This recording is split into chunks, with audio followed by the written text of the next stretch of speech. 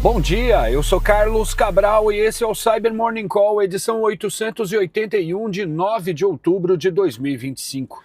Ontem o pessoal da Palo Alto Networks documentou um kit de phishing automatizado chamado E-U1 Click Fix Generator, que, como o nome diz, é focado na criação de páginas para execução de golpes de click fix.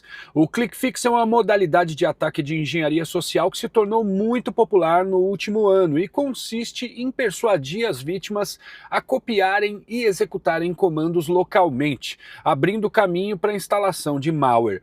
Se você não sabe ou não lembra como esse ataque acontece, eu deixei o link aqui para um vídeo que eu fiz sobre isso na descrição desse episódio. O que é novo nesse caso relatado pela Palo Alto Networks é que esse E-U1 Click Fix Generator oferece uma escala industrial para esse tipo de ataque. O mecanismo permite criar páginas de phishing altamente personalizáveis com controle sobre textos, elementos visuais e instruções exibidas ao usuário, e ele injeta comandos maliciosos diretamente no clipboard via JavaScript, os adaptando ao sistema operacional detectado pelo navegador da vítima, seja ele Windows ou macOS.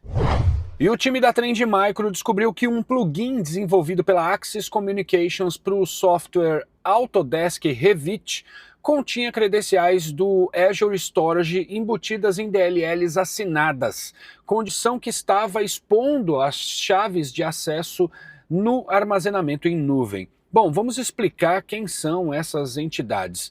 O Autodesk Revit é uma ferramenta usada por arquitetos, engenheiros civis, designers e profissionais de construção para projetar e documentar edifícios e outros tipos de prédios em 3D.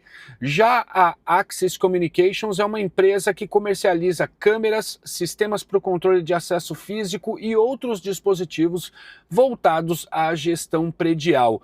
O plugin da Axis Communications permite que o profissional que está operando o Autodesk Revit possa selecionar produtos específicos dessa fabricante de modo a inseri-los em seu projeto. Já o Azure Storage é usado nesse contexto para armazenar arquivos usados pelo plugin, os quais representam objetos como câmeras, sensores, caixas de som, etc. O problema é que as credenciais para que o plugin busque por esses arquivos estavam armazenadas em seu código. Isso é uma gambiarra muito insegura sobre a qual profissionais de segurança há décadas a classificam como uma medida não recomendada.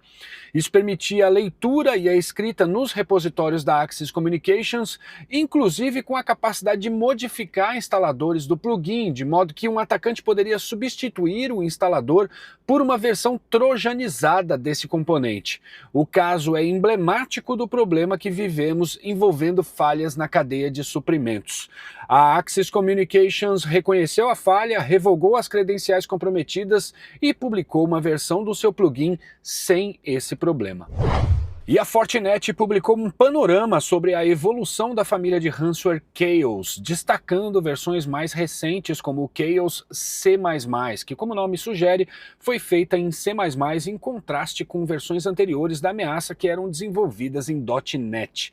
A ameaça evoluiu de um simples malware destrutivo para variantes sofisticadas, capazes de criptografar arquivos de qualquer tamanho e aplicar técnicas adicionais de destruição.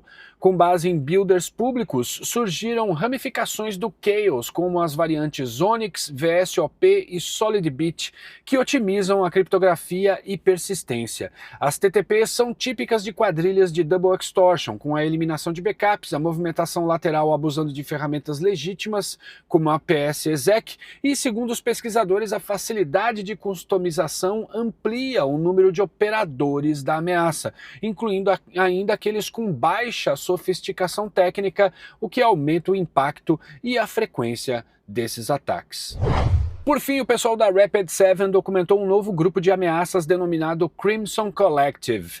Suas atividades foram recentemente observadas em ataques contra ambientes na nuvem da AWS, visando a extração de dados e posterior extorsão das vítimas. Utilizando chaves de acesso comprometidas, o grupo cria novas contas de usuário e eleva privilégios, permitindo a coleta de dados valiosos como repositórios de projetos e bancos de dados. Após a extração dos dados, uma nota de extorsão é enviada às vítimas. Para mitigar ataques como os do Crimson Collective, é necessário adotar políticas rígidas de gestão de credenciais, evitando o armazenamento de chaves em repositórios públicos e monitorando vazamentos, sobretudo por meio de plataformas de Cyber Threat Intelligence. Também é essencial aplicar o princípio de menor privilégio na gestão dos acessos, além de restringir o uso de contas com privilégios administrativos e habilitar a autenticação multifator. Organizações também devem monitorar ativamente os logs, configurar alertas para atividades incomuns e revisar periodicamente as permissões concedidas. A segregação de ambientes também é fortemente recomendada. Fim da edição de hoje, obrigado por ouvirem o Cyber Morning Call e tenham um bom dia. Você ouviu o Cyber Morning Call, o podcast de cibersegurança da Tempest. Nos siga em seu tocador de podcast para ter acesso a um novo episódio a cada dia. E para saber mais sobre a Tempest, nos siga no Instagram, Twitter e LinkedIn ou acesse www.tempest.com.br.